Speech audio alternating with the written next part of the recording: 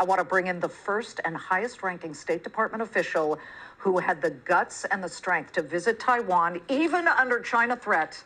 He was the first official in the U.S. to do that since 1979. His bravery laid the groundwork for a crucial U.S. semiconductor partnership. Joining me now in a Fox Business exclusive, and for his first TV appearance since getting nominated for the Nobel Peace Prize, is former U.S. Undersecretary of State for Economic Growth, Energy, and the Environment, Keith Krach. I can't believe, congratulations. Well, Liz, thank you so much. I mean, what a humbling honor it is. But, you know, these things, it's always about the team. You know, we had this amazing bipartisan... No, it's about who you're up against. I mean... Zelensky. Well, by the way, I'll tell you what, his courage inspires the world. He is a hero. Well, if you win, can you thank the Claman Countdown? By the way, well, I'll tell you, probably give it to you or give it to Zelensky. Oh, that's so great. So great. You know, and it's really made me think about, you know, the heartbreaking violence that's going on over there and the courage of it.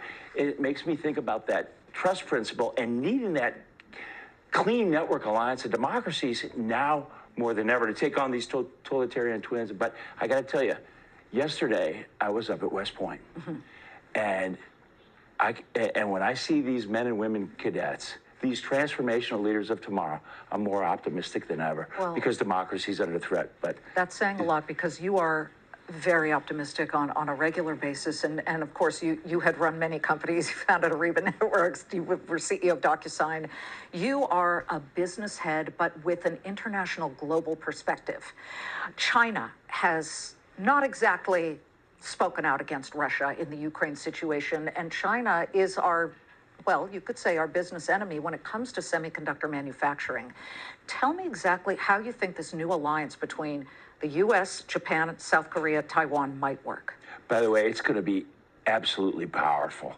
And this is something that we had been working on at the State Department. You know, when we onshored TSMC with that $12 billion onshoring, now $350 billion of investment and jobs are coming here to the United States. Look at the stocks right now. Intel, Broadcom, Qualcomm, NVIDIA, Texas Instruments, they're all moving higher here on the news that finally we're going to get a big push here. You just saw the news about Ford. Yep. And many other companies are trying to figure out a way to deal with this semiconductor shortage. And you know, it's so important because this is the most important industry, you know, securing that semiconductor supply chain, because it lays the foundation for everything. I was just with Secretary of Commerce, Gina Raimondo, last week, and we're trying to get this United States Innovation and Competitive Act passed. We talked about that one before, which is a combination of the CHIP Act and the Endless Frontier Act, which we really need as a country.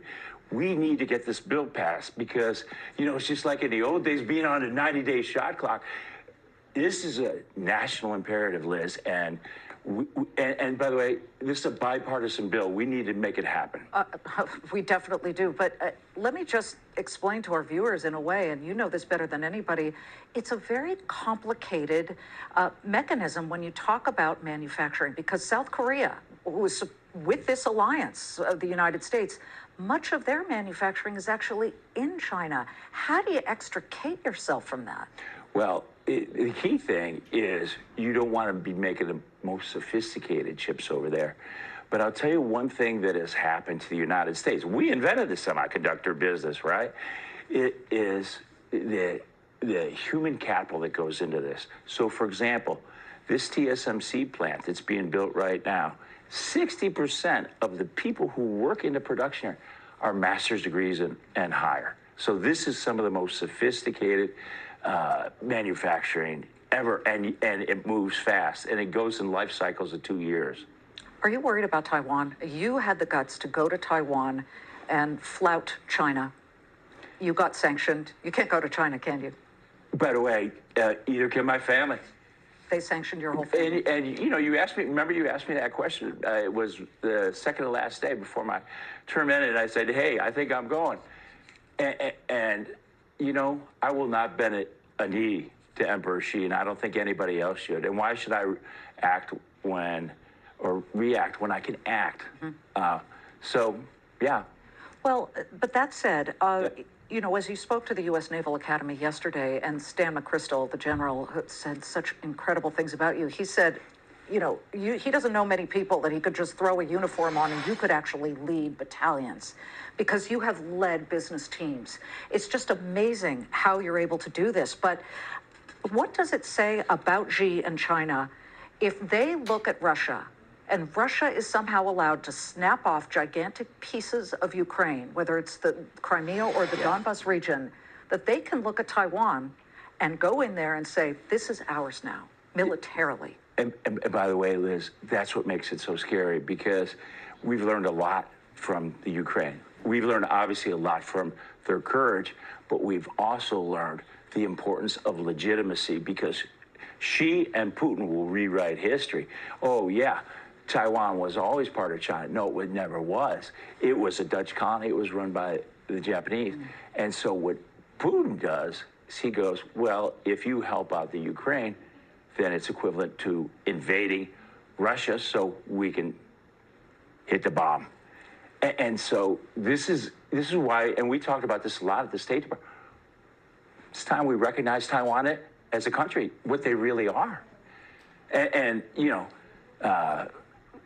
talk about courage when I'm greeted with 40 fighters and bombers. Can you imagine the people in Taiwan? Oh, yeah. That goes every day. And then think about the Ukrainians, and you think of the grandmas who have the sniper rifle and bombs are going off all around them. Unbelievable. That's courage. It is. And we will wait to see about the Nobel. Listen, this is a classic case of it is an honor just to be nominated. It is. We're honored for you. Congratulations. Thank you so much, Liz. Keith Krach, formerly of the Trump administration, State Department, congratulations and good work. Thank you. Thanks so much.